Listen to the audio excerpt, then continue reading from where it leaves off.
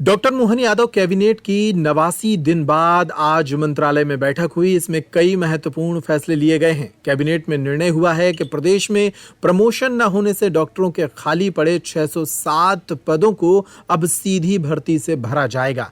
इसके अलावा 46,491 नए पदों का सृजन कर भर्ती करने का फैसला भी लिया गया है। कैबिनेट ने इसके अलावा बिजली सब्सिडी के लिए 24,420 करोड़ रुपए की मंजूरी दी है।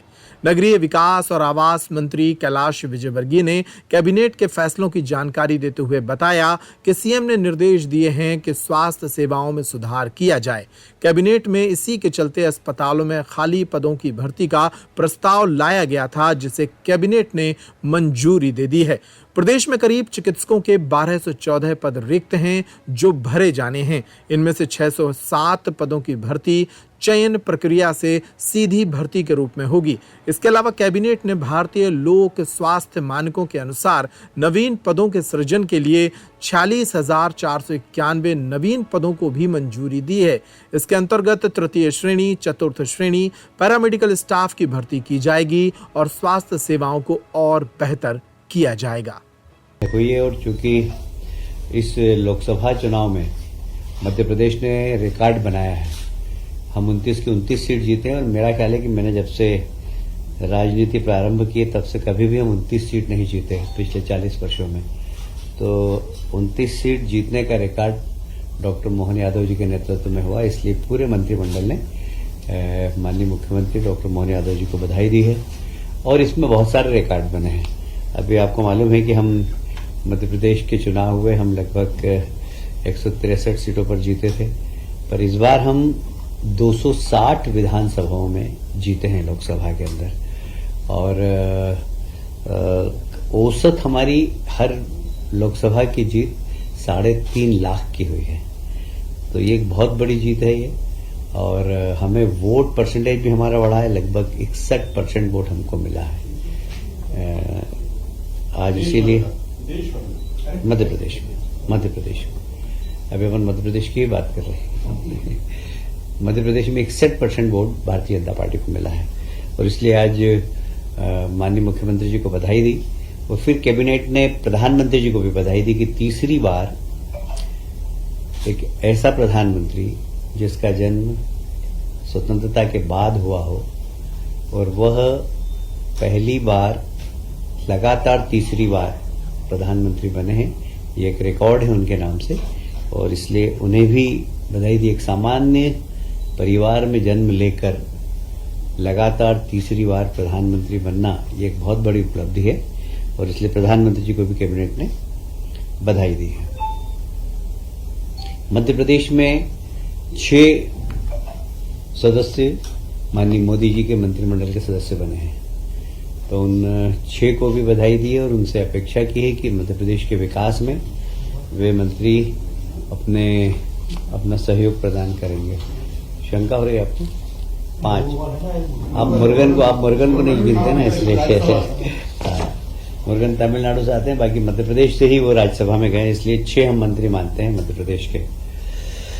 आज एक बहुत महत्वपूर्ण विषय पर भी चर्चा हुई है कि आप सभी जानते हैं कि मध्य प्रदेश सरकार किसानों के हित में हमेशा निर्णय करती है और वो प्रदेश की जनता जो बिजली के उपभोक्ता है उनको भी सब्सिडी देती है।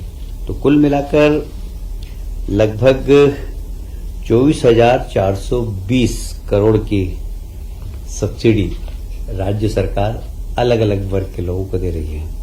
जैसे यदि मैं बात करूं, घरेलू उपभोक्ताओं को लगभग 6,000 करोड़ की सब्सिडी है।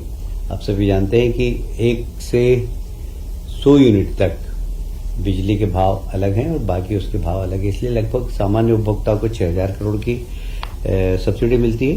और किसानों को, जो सामान्य वर्ग के किसान हैं, उनको 13,000 करोड़ की और SC ST को 5,000 करोड़ की। इस प्रकार 24,000 करोड़ की सब्सिडी आज मंत्रिमंडल ने प्रदेश की जनता के लिए मंजूर की है। और मैं सभी उपभोक्ताओं को जो बिजली का उपयोग करते हैं, मैं उन्हें बधाई देता हूं। माननीय मुख्यमंत्री जी ने निर्देश दिए थे कि हमारे यहाँ जो स्वास्थ्य सेवाएं हैं उसकी क्वालिटी बढ़े, और इसके लिए आवश्यकता थी कि कुछ नए पद का सृजन हो। और विभागों के डॉक्टर्स की भी कमी थी, और कुछ पद ऐसे थे जो प्रमोशन से भरे जाने थे। तो अब प्रमोशन के पद यदि खाली हैं और प्रमोशन वाले योग्य व्यक्ति नहीं है, तो उसको सीधी भर्ती से भरने के आज कैबिनेट ने निर्देश दिए हैं। और ऐसे लगभग 12 से 14 पद ऐसे हैं जो सीधी भर्ती से भरे जाएंगे, और रिक्त पदों में से 50% अर्थात 660 पदों की पूर्ति चयन के सीधे भर्ती से होगी। प्रदेश में 12-14 नहीं होंगे टोटल, आधे, मतलब उससे होगी सीधी। हाँ, आधे प्रमोशन से होंगे, आधे सीधी भर्ती से होंगे। जो 12 से 14 पद रिक्त हैं उसमें से आधे प्रमोशन से होंगे, आधे सीधी भर्ती से होंगे।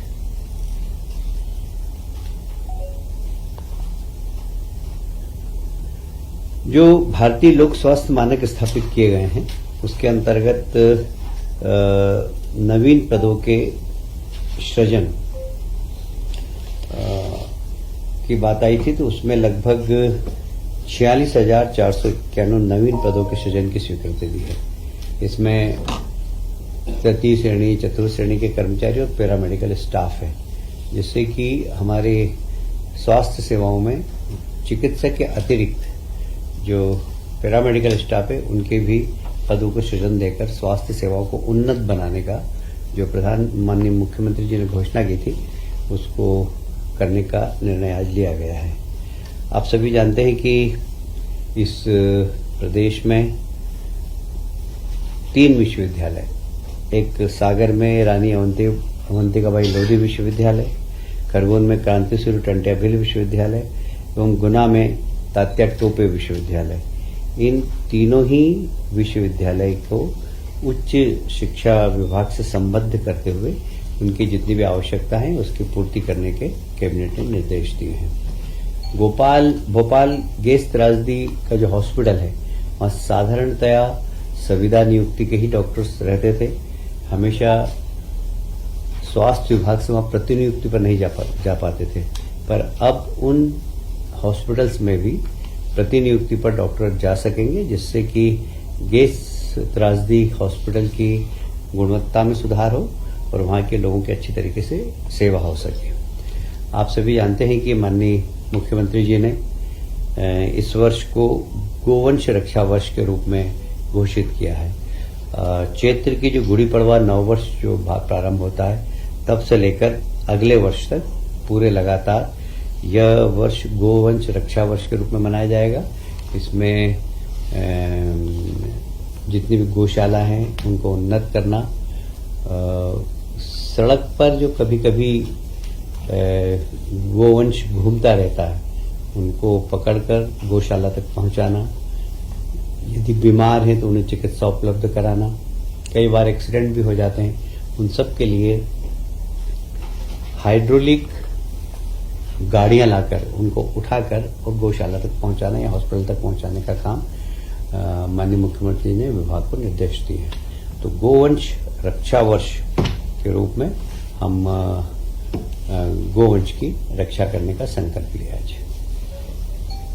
आज के विषय इतना ही थे। यदि आप कुछ पूछना चाहे तो पूछ सकते हैं।